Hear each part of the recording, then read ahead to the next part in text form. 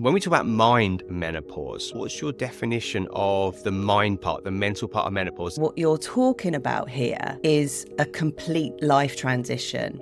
It doesn't just happen in the body. It's going to affect your mindset. It's going to affect your decisions, your habits, your behaviors, the way you think about yourself, the way you view the outside world. So what's happening in the physiology is expressing in the psychology. Mental health issues are often the ones that are the most debilitating for many women, and they're going to their doctors, and doctors are prescribing antidepressants when really they should be prescribing social prescribing or HRT as a first port of call, and looking deeper, if possible. Because I think once we understand what's going on, it's less frightening. Knowledge is power. And this, I think, is really dangerous. If we don't understand that symptoms are signs and we don't work with them, that leads you down a certain path, which, as you rightly say, if we know about what this might look like, what this might be, how might I investigate this in a better way, the symptom can help you on hopefully a better journey. So that I'm intrigued, how do you address if someone comes to you and is literally carrying way too much guilt? There's even, guilt has its place, but if it's unhelpful guilt, what would you do with that? I would say drop it like a red hot brick. Welcome to Mindset, Mood and Movement, a systemic approach to human behavior, performance and well-being. The mind and the menopause. What an interesting set of thoughts. I am delighted to have someone who understands this very well today, and we'll be speaking about, for female people, but for men as well, to understand this better, how the menopause and the mind really are connected and perhaps what you can do about it. So without further ado, I'm welcoming Sally Garozzo, who is a specialist in this field. And Sally, welcome. Hi, Sal. How are you doing today? Pretty good. I'm really intrigued to talk to you about this subject matter. Yeah. I'm always conscious that when I talk about menopause, I've spoken about it in various podcasts, and I speak about it to different people. I'm a man. Yes. And, it's like sometimes that's an unusual conversation for a man to be speaking of this. But for our listeners who haven't maybe heard yet, I experience menopause in two realms. One in the professional realm, where my clients who I'm working with, female clients, are going through it, and we have to navigate that. Yeah. Secondly, it's also about my personal realm. So in my personal space, my partner is going through menopause. It's been really difficult. And I've spoken candidly about the challenges as the partner of that. So it's an important topic, irrespective of whether you're male or female. But Sally, perhaps we can jump straight into understanding, when we talk about mind menopause, what's your definition of the mind part, the mental part of menopause that we can get into today? Oh, there is so much. The mind and the menopause. People think there's a big misconception that menopause is just your period stopping. It's something that happens to your ovaries. It's an estrogen deficiency. But to be honest with you, every single cell in the body has got hormone receptors, estrogen, progesterone, testosterone. So actually what you're talking about here is a complete life transition. It doesn't just happen in the body. Hot sweats actually happen in the brain. They start in the brain. They're a hypothalamic function, something, the thermostat in the brain's not quite right. And because of the all-pervasive effects of menopause, you cannot get away from the fact that it's going to affect your mood, it's going to affect your mindset, it's going to affect your decisions, your habits, your behaviors, the way you think about yourself, the way you view the outside world. So essentially, the menopause affects the mind, but I'm also quite interested as a hypnotherapist, the way that the mind affects the menopause, because the placebo effect is real. And, we know that we can affect our hormones, we can affect our adrenaline levels just by thinking certain things. If we think about a car chase, we start to get an adrenaline response. So I thought, well, could we extrapolate that to menopause? If we gave ourselves some positive suggestions around menopause, i.e. sailing through menopause or igniting our libido or cooling our hot flush or just, going with the flow or regulating, having all those really amazing descriptive words that the subconscious mind really likes. So the subconscious loves a metaphor. If I say to you, oh, just imagine that you're standing on the top of a mountain, there's really cool, crisp air. When you breathe in, you get that sense of cold in your mouth and your nose and your lungs. You start to have a physiological change. So as a hypnotherapist, I was quite interested in the reverse, in how we can make things better for ourselves as we go through this transition. It's not a simple kind of click your fingers and it's done. I think there's so much to it. I think we do really need to be empathetic to the changes that many women and people around women are going through. And I think first and foremost, we need to understand what is really happening in the brain, like what's really happening in the psychology of someone going through menopause, so that we can have empathy. I think it's always empathy first and then solution second. And just to speak to your point there about, something that happened to me when I was going through menopause was this sensation of the rose-coloured spectacles coming off. So 20s and 30s is all about va-va-voom. Biology, your biology wants you to reproduce. That's its main driver, its main focus. It's like, go out there, have babies, we will help you. We will make your lips fuller, your hair fuller, your breasts fuller. You'll be really feeling yourself. You'll have this confidence to go and attract a mate. So that's reproductive part of you, that force that you have caused by those hormones, is really not that interested in you reflecting about the past or being too kind of reflective. So when those hormones start to decline and your reproduction isn't prioritized, now things start changing. Now we become more reflective. Now we want to go back and sort all our stuff out from the past. Now that opportunity, that window of opportunity exists because we no longer have that reproductive drive.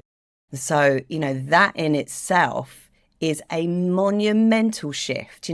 All my values changed. I used to be an adventure seeker, a thrill seeker. I was a tad narcissistic. I was a seductress, and all of that started to change. I started to become much more insecure, much more of a homebody, much more of like someone who was motivated by stability and, I wanted solid foundations. That's why I got married. I didn't even consider marriage before that. So, yeah, there was a lot of personality shifts within me and actually a big identity shift as well. And of course, any kind of identity shift that we go through, it can be quite cataclysmic. It's a shaky foundation, or I should say our foundation's shake. So yeah, I've gone round in circles there. It's all good. That's lovely. Really nice intro to what we're covering. I just want to caveat, I'm someone who, most of you, if you don't know me, I work with the mind to a large extent, psychology, cognitive science, neurology, or how we function. And I'm very intrigued about all of those pieces. And my lean is towards the theory of embodied mind. It feels absolutely accurate to me that we're not just a bunch of thoughts. Those thoughts are mediated and affected by our physiology. So if we are tense in our gut and our jaw muscles, the vagus nerve will send signals to the brain that we're not safe or something like that. So what's happening in the physiology is expressing in the psychology. Yeah. Now that's that weave, and I'm interested to go into this much more with you. So I do want to caveat, this is not just post a note on the mirror and say, I'm fine or I'm happy, that's not the depth we can work at. No. Because you can tell yourself that stuff, but you don't buy it. So we got to go to those deeper levels. Yeah. I'm really intrigued, Sally, because if I'm a female listener and I'm struggling right now with perhaps perimenopause sneaking up, and I've seen this with so many of my clients, they haven't really noticed it coming, but they're all the signals. And I believe it's 7 to 10 years before main menopausal starts, which is 45 years old, I'm told. So we're looking at 35-year-old women really may start getting signals and symptoms of the shift starting to happen. What are the mental or psychological markers we need to look for that would be a good tell? Yeah, definitely. Anxiety. Anxiety is usually what I hear and see and experienced in myself, is this feeling of something's not right. I'm looking for danger. I'm seeing danger everywhere. That reticular activating system where whatever you give meaning to, you see more of. So progesterone declines first. Progesterone is the calming hormone. It's that it makes you feel just chilled. It's like having your personal massage therapist with you all the time. Progesterone, that starts to decline first, and as a result of that declining, our cortisol is more prevalent. So cortisol and adrenaline becomes more prevalent, and so it might start with just those sort of butterflies in your stomach, which might then lead to palpitations because of the increased adrenaline. And also, what is perceived can get worse. It's like that negative spiral. Once you notice something, I've got butterflies. Oh my God, I'm nervous. Why am I so nervous? I would wake up every morning from like age 36, 37. I started waking up every morning with butterflies in my stomach, not knowing. I wasn't nervous about anything, but because I had those butterflies, everything around me felt more nerve-wracking. So, just going to the supermarket just felt more heightened. Things just started feeling more heightened. And I was still acting and behaving, like someone in my 20s and 30s. I was still going for life. I was just moved to Brighton. I was doing a music degree. I was like gigging every night. And so because there wasn't any progesterone to mitigate that, I became burnt out. And with the burnout, then comes the anxiety, comes insomnia. So anxiety, insomnia, overwhelm, burnout, not knowing what the hell is happening to you, thinking there's just something drastically wrong. I mean, many women report feeling like the early onset dementia. It's probably not. It's likely all these changes that you're trying to navigate. What can also happen is as we go more towards into the depths of perimenopause can be this, again, this loss of identity. It's a big feeling of loss for many women because you're changing so much. You're peeling layers very, very quickly away from you. And that can instigate something like a low mood or depression, or this feeling of like, I just cannot get out of bed. I cannot get started. Some of that might be hypothyroid because there's links between menopause and hypothyroid and stress and all of that. But those mental health issues are often the ones that are the most debilitating for many women. And they're going to their doctors, and doctors are prescribing antidepressants when really they should be prescribing social prescribing or HRT as a first port of call, and looking deeper, if possible. Because I think once we understand what's going on, it's less frightening. Knowledge is power. Definitely. Yeah, that's really helpful. Thank you. For me, I speak of this a lot, but symptoms are signs. They are signs. And in our current world, if you're in the UK or Europe, America, the general methodology is you look at the symptom and treat the symptom in the medical model. That's how it's done. And there's a place for that. If you've got a headache, it's not nice. You want to get rid of that for sure. But if we use that as an overarching mindset and methodology to all of these things like, you're presenting with anxiety or presenting with depression, let's medicate that. Rather than, what's the symptom telling us? Why is this, maybe reasonably fit 35-year-old woman who's fairly stable, suddenly different? And I've seen this. I've seen this with people I know and I've seen it with clients. They are suddenly different. And they don't, quote unquote, have anxiety. They are experiencing the biological, psychological experience of anxiety, but they don't, quote, have a problem, but they have an experience. And this, I think, is really dangerous. If we don't understand that symptoms are signs and we don't work with them, that leads you down a certain path, which, as you rightly say, if we know about what this might look like, what this might be, how might I investigate this in a better way, the symptom can help you on hopefully a better journey. It really can. Yeah, I was going to say, what are your experiences with maybe seeing this either in yourself or some of the people you've worked with, where you've caught those symptoms and said, I know what this might look like. Where do you take someone with that? What do you do with them? I think what you've said there is absolute gold, because I learnt that symptoms are your friends. Your body cannot hurt you. Your body is a self-organizing biological mechanism, and it's always striving to find balance and homeostasis.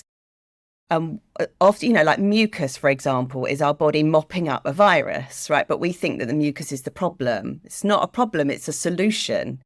So I think, well, maybe anxiety is a solution to something that your body is trying to tell you.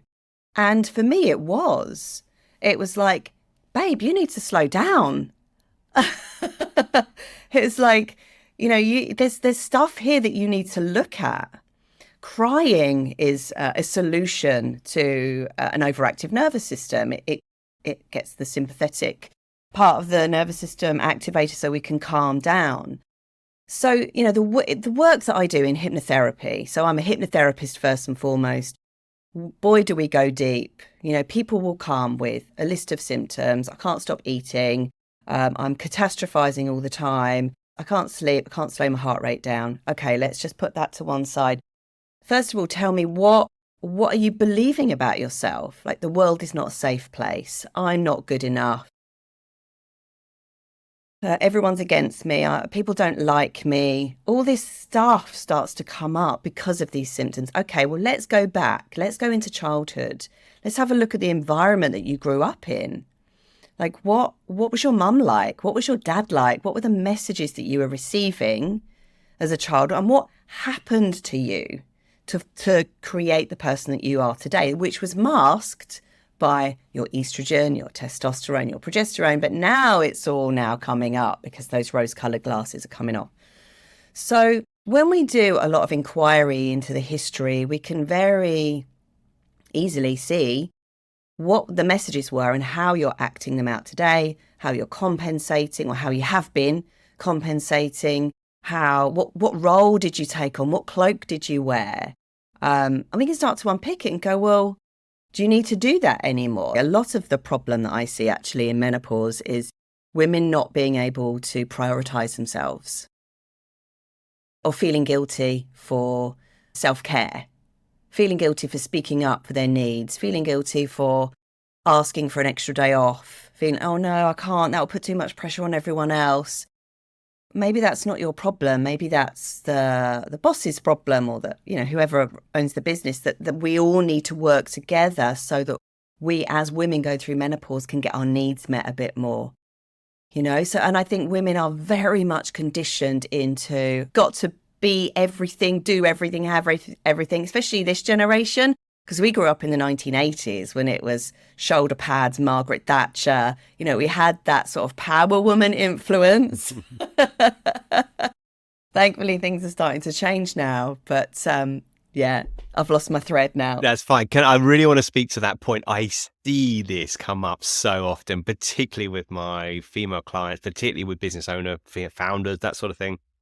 The do-it-all sneaky belief pattern. And it's a belief virus. That's what it is. So I work and I use this language because we can relate to it. Like, a virus is something which takes hold and just propagates. And that's what that belief virus is. It's imbued from somewhere and it's not yours, that you should do it all, could do it all. Who says? That's the first question that we, any of us, but particularly for a female, needs to say, who says I need to do it all? And secondly, I would then even add, who says that's even possible? Because if you're trying to achieve an unsurmountable goal, the only way you can experience life is as a failure. So it's a rigged game. Psychologically, it's a rigged game. And with any rigged game, it's rubbish. Don't play. So in many ways, people like you will hopefully help call that belief virus out. And the whole do it all is actually not the end of the thought. I've got a client in mind and we worked with this pattern, and she was a high achiever. She was a mom, she had marriage and doing really well and was trying to do it all. So there were several things I didn't like about that phrase that we unpacked. Trying, there's a lot of efforting in that, but trying is not accomplishing. There's never a finish point with the word try. And then doing it all, it's like, who says, where's this come from? And we unpacked that and disseminated that belief virus to some degree. Amazing. I want to also speak to the other point you made about guilt. And I see this all the time, much more in the female domain than the male. Us blokes are more shame driven. Certainly I am. Men I've worked with, shame is the dark force which traps us or causes problems. But with women, it's often guilt. I can't take a day off, or, I've got to stay strong for the kids, or whatever the belief is, because it's laden with guilt. And I envisage guilt as this heavy backpack. Yeah. If you know what rucking is, like heavy backpack, and like, why are you wearing that backpack? Right. Put it down. So that I'm intrigued, how do you address if someone comes to you and is literally carrying way too much guilt? There's even, guilt has its place, but if it's unhelpful guilt, what would you do with that? I would say drop it like a red hot brick. Well, I'd look at where it comes from. I'd look at where maybe a pattern of guilt started. I think it can be very ancestral as well. My mum had guilt because her mum had guilt, and it goes back. Really, I've got a picture behind me that says rebels get results. Okay. And what I love about menopause is the no F's given attitude that you can sort of have when you go through this period. And for me, it's about taking my power back, rebelling against the status quo. So if the status quo, that thing that's always been there, totally unconsciously, maybe we've got that from ancestors, maybe we've got that from society, capitalism. I mean, God, capitalism's got a lot to answer for in terms of like this paradigm of belief that says growth is the only viable aspect of life, the only viable modus operandi. Well, it's not, is it? Because cancer is a thing that can't stop growing, So that's not very good. People don't like cancer. We don't want cancer. We don't need it. And yet that's a thing that has like a growth. It's a growth. So let's stop growing. And maybe that's okay. Like maybe it's okay. Maybe there is growth in not growing, let's flick the switch. So I'm a big rebel at heart. And I think I probably always have been really. But it's a way of me feeling like I'm taking my power back. So, yeah, of course, I still struggle with overproductivity and all of that, but I really do listen to my body. I really do. Like, I don't go out in the week. I save my going out for the weekend. I make sure I schedule nice things in. I don't overschedule my diary. I quite like it when my diary is empty. And yeah, like if I see people on social media really overdoing it, I just feel exhausted by it and I don't want to be anything like that. I work to my own pace. I work to my own rhythm. I'm a big believer in this idea of living rhythmically, okay? Living with the seasons, living with the moon cycles, living with our own internal rhythms, whatever they may be for us.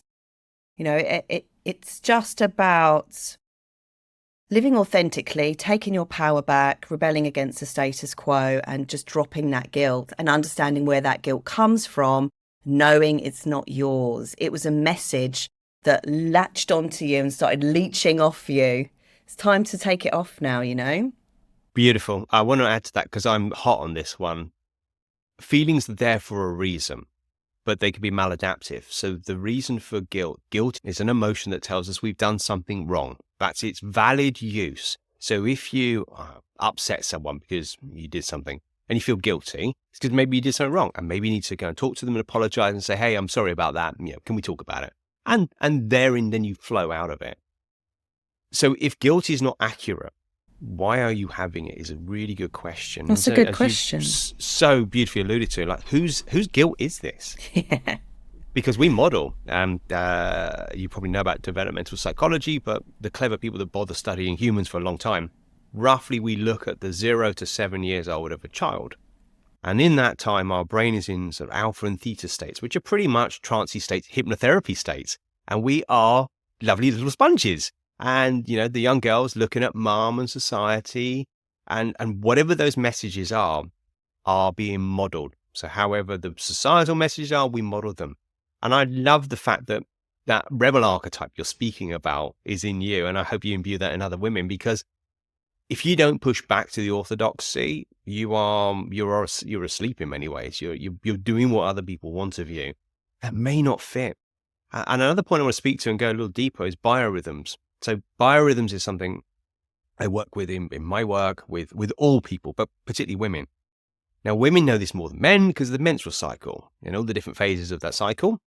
With the disruption of perimenopause and menopause, that cycle's all over the place. But whose rhythms are we rolling by? If we're looking at a 9 to 5 job or, 9 to 6 business plan or Monday to Friday, that's just a model. That's a framework that doesn't fit human frameworks.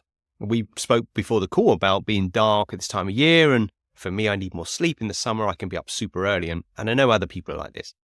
So what's your understanding of working with your biorhythms, maybe personally and maybe with people? How can a person work, particularly a woman, how can she work better with those biorhythms and really be authentic, as you said? Yeah, but rhythms are fantastic because when we play into the rhythm, when we work with our rhythms, we become so much healthier and happier. And our physiology sorts itself out. We don't need loads of supplements. We don't often need medication.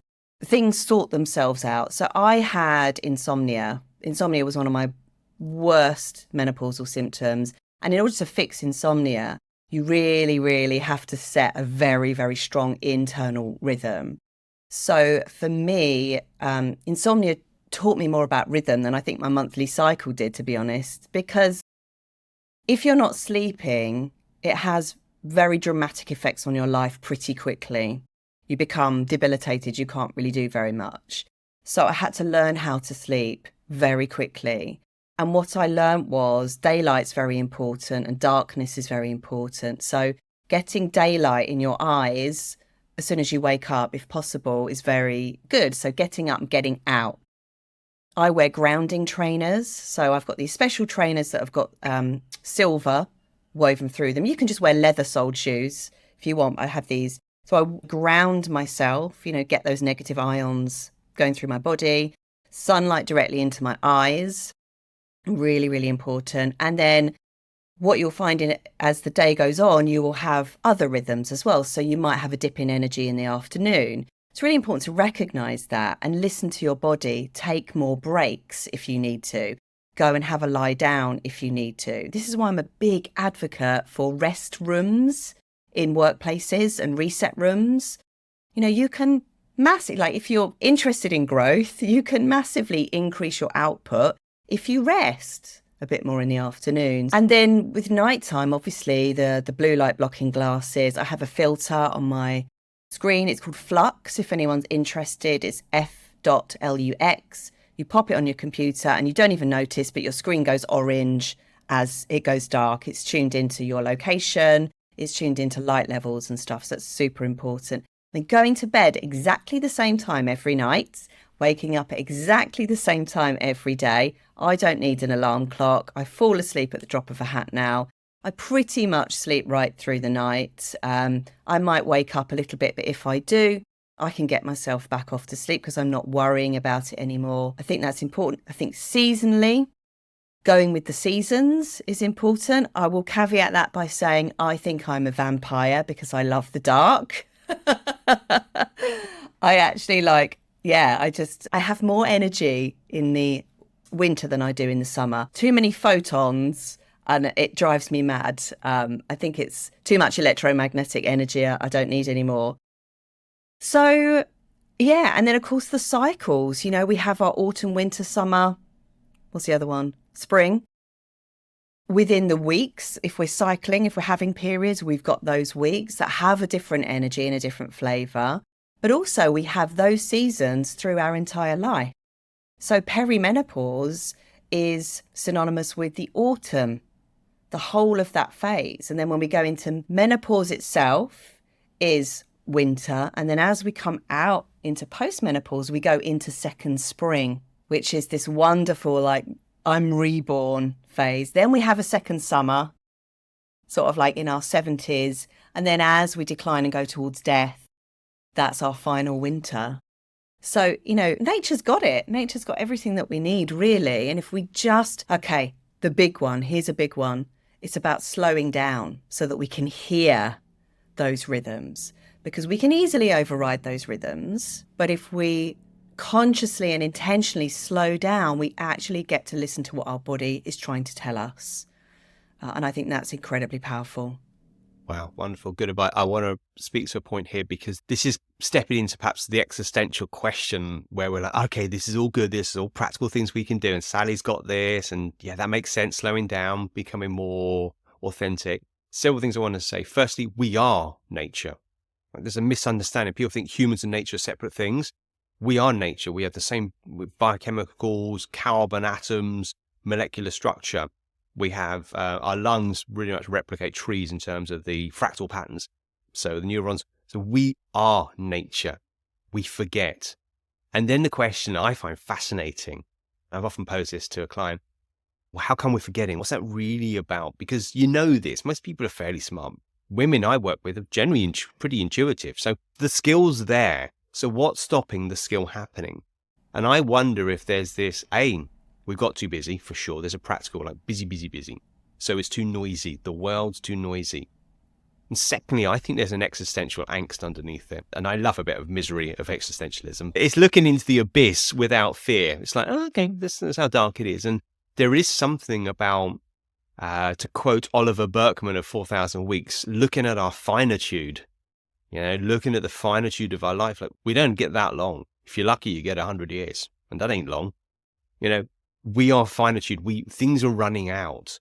Now, that can feel like it's a bit of a dark proposition, and people are, I don't want to think about it. It's like, but if you did think about it, then you may be making choices that are better for you. So if you realize, well, we are finitude, every one of us will run out. This conversation will end. Today will end. This month will end. Even the problem time will end. But if we don't face the end, the metaphorical end of us, I don't think we then realize what our priorities are. And I wonder if that would be a pretty jarring, but hopefully, a bit like an alarm bell, a psychological alarm bell that goes, yeah, what am I doing? Yes. Why am I running around like a blue bottomed fly? Oh, you're so as polite. The old expression goes. And I do wonder if there is an existential angst when we scratch underneath it. There's something like, yeah, I don't want to actually look at that. But you've already you alluded to it. When you work with symptoms and look at them, and knowledge is power, suddenly the scary bit's gone. It takes it away, doesn't it? Oh, do you know, I'm really into a bit of existentialism and philosophy at the moment. And for me, this is what menopause has brought up. So in my insomnia, when you're laying awake in the middle of the night, what are you thinking? You're thinking about what's going to happen to me when I die. Who's going to look after me? I don't have children. I could die alone in my bed. I don't know. And so all these things start coming up to the surface, but I think they're meant to.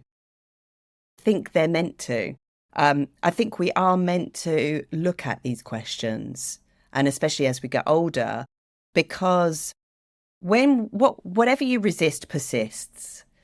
So if you don't start looking at these questions, it will just knock louder and louder and louder and louder and louder until you do.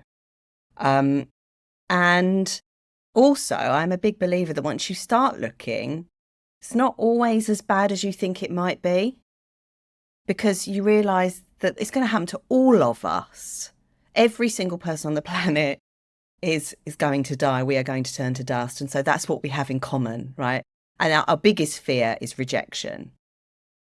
And our biggest need is connection. And if we can all connect in that, then I think there's something in that. I think there's some magic in that. Just to contemplate. I think we become more contemplative as we get older. I don't need anything. I can just sit there for an hour and look out the window and think. I really love thinking. Life is short. And I think when we understand that life is short, then it can motivate us to really do something about whatever ails us. To take our power back, to maybe eat better, to exercise more, to contemplate more, to face those fears, and to do all the things we know we might have been putting off. So there is a sense of urgency. There can be, symptoms do create that sense of urgency, because they're hard to live with. It's all well and good saying they are your friends, but we want to move past them. We just need to understand them. Yeah, absolutely. I mean, it's a cliche probably battered around on social media, but I think it goes something like this, that when your body whispers to you and you don't listen, then it will start to scream at you. And it is a cliche, but I think that can be the problems in certainly health domains and psychological domains. So are you listening is the question. Are you listening? And then the next question will be, well, what are you going to do with that? Are you going to seek help? Are you going to learn about this? There's great resources around. One thing I want to talk to is a woman's connection to her body for sure. And I know women have, there's a lot of challenges in this whole space of even this conversation that, you should look this way, you should be that, all these shoulds. Take that aside for 1 minute. The relationship to our body, I think, is really interesting when we actually make it work, like get it working very well. And I mean that through physical activity, heavy stuff like carrying heavy things, moving heavy things, running, things that make us sweat, things that are effortful physically. And I, as you know, I work with S&C, strength and conditioning, as much as psychology. I see the world of personal development is only right, in my view, if you include the body to some degree, whatever the amount is required. But if we don't, we only hang out in the abstract domain of thinking and we don't shift. And there's so much in experiential feeling of the body. And of course, there's research around now. There's great people. She's a female trainer, all about training women in menopause. I'll add it to the show notes. But the research says if you're going through peri or at menopause and you're not exercising, like literally get that in your system, like wherever you start. You don't have to be an athlete today or even next year, but if you're not moving, you're sedentary and you're not carrying anything heavy, that physiological drop off is so steep anyway. Add in menopause, hormonal shifts, the chemistry gets out of balance. We got osteoporosis issues, we got joint issues, and so on and so forth. Sarcopenia, muscle wastage. What's your take on the exercise prescription, if you will, for you perhaps, and for women that you're working with? What are you doing with that? Yeah, it's absolutely essential. When I was having anxiety and insomnia, a friend of a friend, she's very direct. She plays tennis. She's very fit. She said to me, well, maybe you're not exercising enough. You need to exhaust yourself. I was like, okay. So from that point, I wasn't moving very much at all, to be honest. And from that point, I got myself a personal trainer. It's the best investment I've ever made, if I'm honest. I stopped working with that personal trainer a couple of weeks ago, and I'm now working with another personal trainer because the equipment that my old PT had wasn't enough. I needed stronger, heavier weights. I needed to go to a proper gym. It's absolutely essential, as you say, to lift heavy, to move the body. I'm doing Couch to 5K at the moment, which is brilliant. If you've never done running before, start with Couch to 5K. I have found it to be incredibly enjoyable. I never thought I'd enjoy running. I'm built more for power and lifting than I am for endurance. So I always felt like a bit of a lump as I was running. But Couch to 5K has really helped me put a spring in my step. We need to start thinking of muscle as an actual organ. It is an organ. It's a metabolic organ. And the more muscle you have, which we know declines as we go through menopause, as you said, sarcopenia sets in and we get muscle wasted.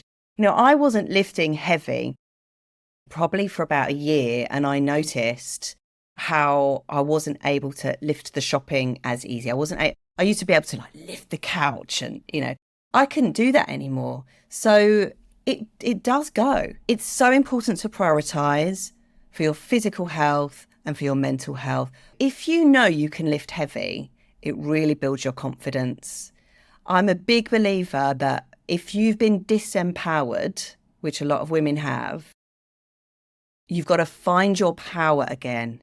And if you can do something that is a physical manifestation of power, as in weightlifting, you are going to feel so powerful internally and in your mind as well. And you're going to be able to put that into your relationships, your friendships, your work, back into you again. So it's like you become an energy generating machine through that output.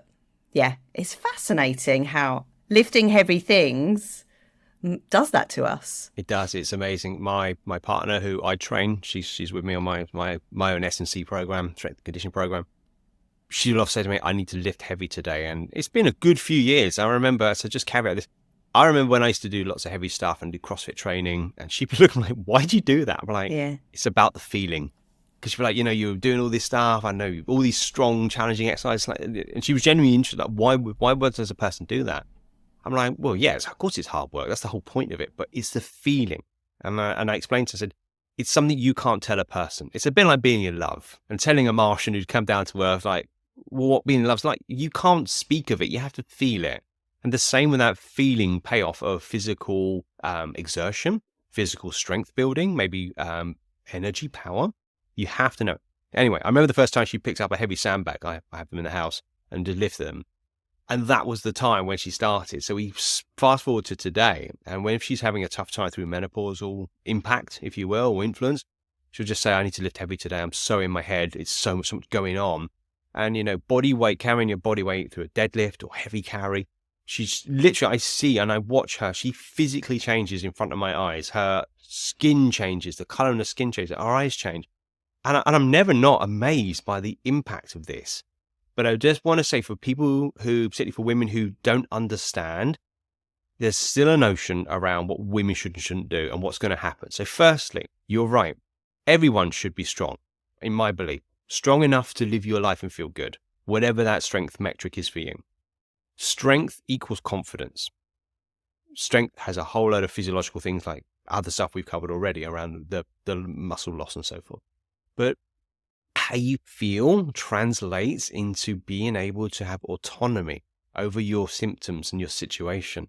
And I think that's a wonderful, powerful thing. If a woman is struggling with, you know, an anxious day because the estrogen's all over the place, you can't change that. Even if you're on HRT, that's a slow drip process. But you can go train. And that can be such a gift. And by the way, you won't get quote unquote big and muscly.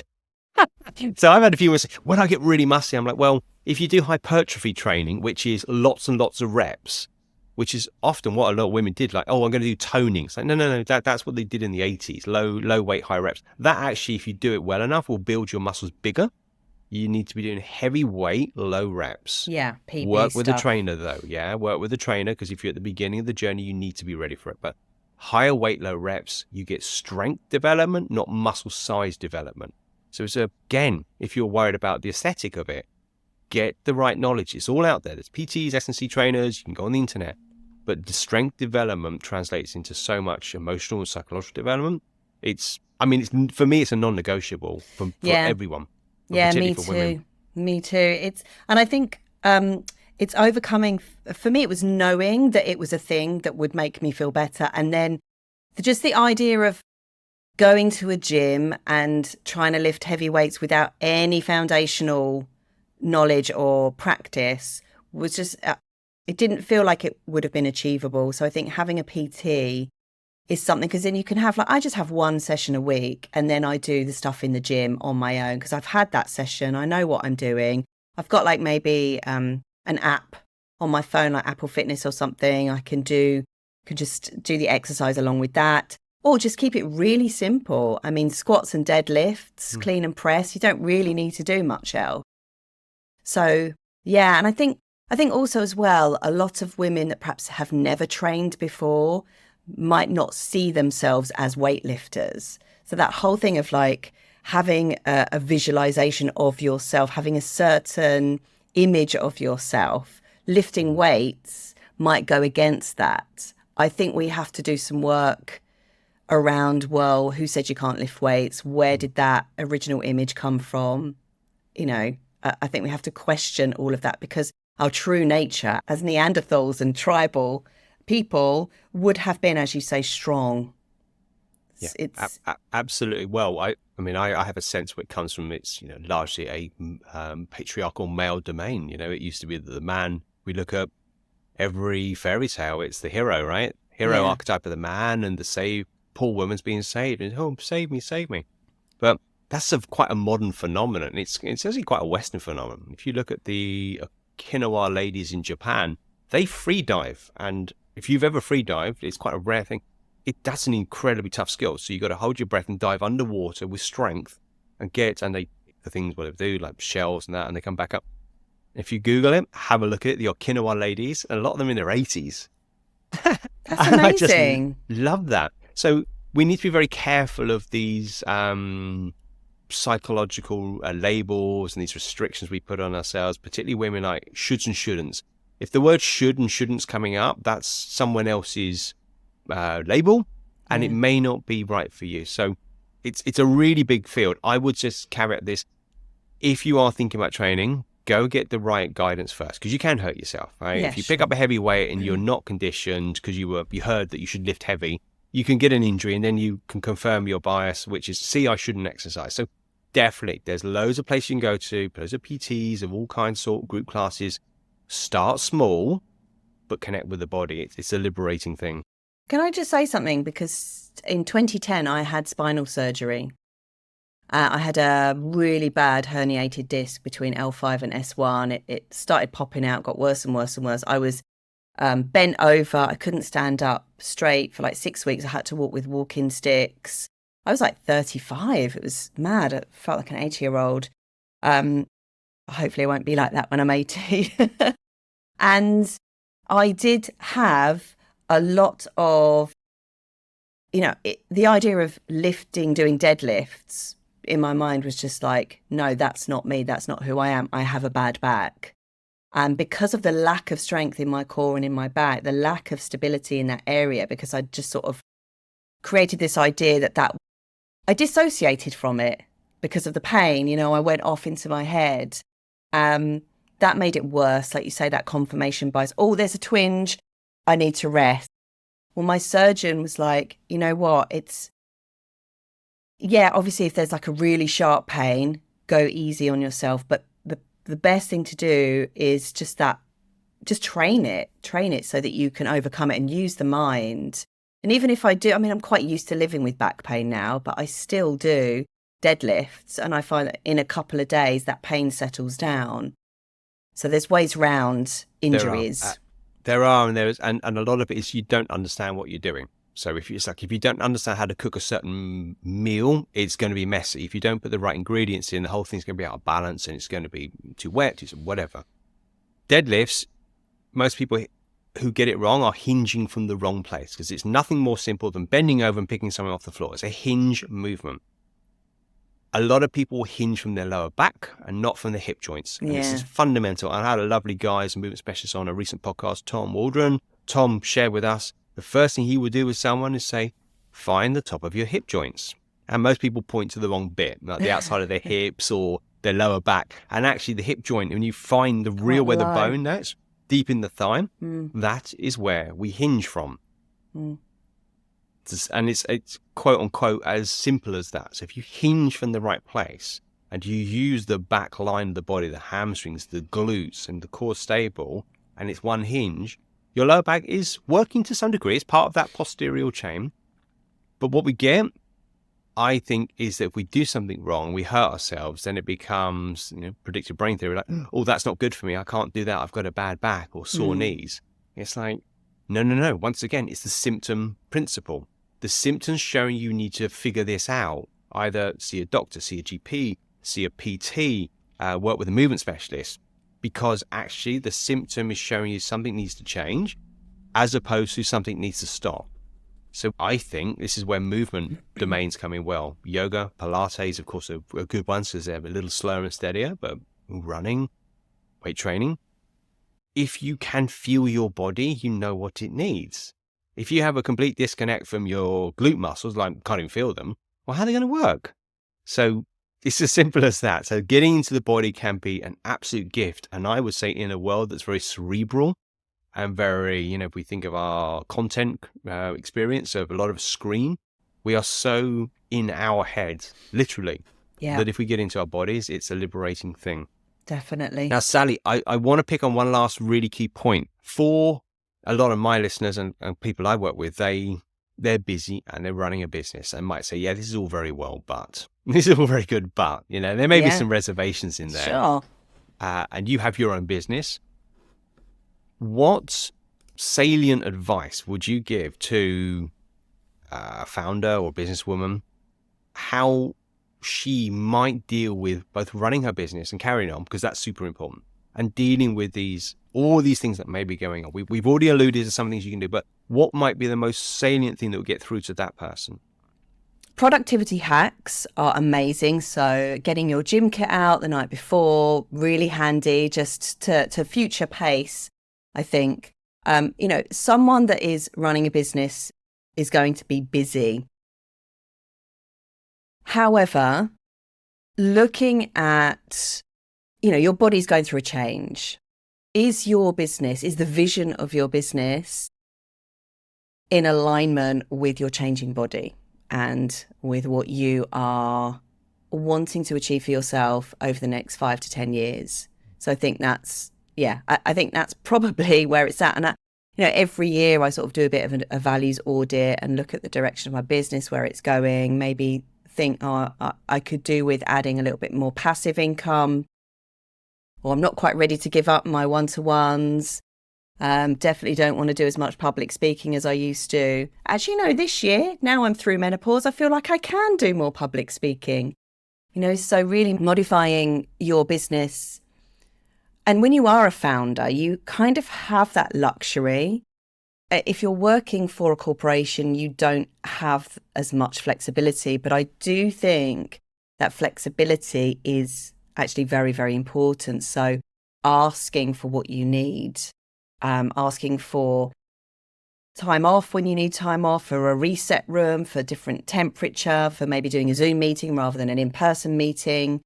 Have some idea of what would be useful for you so that you can put a solution forward if you work in a place of work.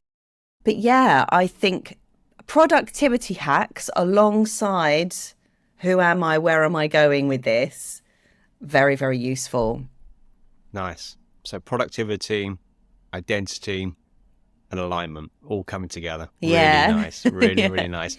And it's something I find really interesting when I'm coaching founders who, it's very much a business-led conversation, but I'll always talk to the human who's leading it. Right. And I love what you said there about, actually, is this in line with not just you as a person, but it's your body? Like, what do you want to look like in the next 5 years, 10 years? And where are you going to be? What does the shape of the business look like? And does the shape of your life fit that? Because if it doesn't, we've got a square peg in a round hole, so to speak. Exactly. Very important. So actually it becomes it sounds to me like a fundamental strategic process that a business owner can do, Mm-hmm. which means when you get to that 5 or 10 year checkpoint, you're either feeling good working with your body and your needs, or you're in a deep pool of dark brown stuff. And then it's even more hard to sort out. Cool. Wow. Sally, you are a really font of knowledge on this space. I'm privileged to be part of the conversation, as always. It intrigues me that menopause, of course, it's directly for women, yes, and women get a tough deal. And I genuinely mean that. I think as a bloke, we don't get such a tough deal because you're like, I don't understand what that's like. But I do know what it's like on the receiving end as a partner. I do know what it's like to sit with a woman who's struggling to make it all work. Yeah. And we are all together in this. So even if you are not in menopause, maybe you're male and you happen to be listening to this because you want to understand more, we are all in this. So the better we can kind of be more connected and understand what each person needs, whether it's the partner or the woman or your friend or your colleague, then better things happen for all. So thank you for sharing your wisdom and knowledge. It's been an absolute pleasure to have you on the show today. You're very welcome. Thank you. Questions, of course, dear listener, if they come in, you can reach us on the various social media platforms that this has come out on. You can contact Sally. I'll leave details in show notes. You can contact me. Again, there'll be some details in show notes. So reflect on much that's come up. If I always recommend this. So when I hear a good podcast, as I walk and hear my podcast, I'm like, oh, that's great. I make sure I block out 1 hour and I go back at a sensible time. Maybe it's in the afternoon, and I'll skip through their podcast and think, yeah, there was that point they said about X, or there's a point about, and I'll capture it on my Mac and I'll put it in a notes folder, because gold, if you sift it, don't throw it away. Love that. Till the next time, dear listener, take care. Thank you so much for listening. If you enjoyed the episode, please subscribe.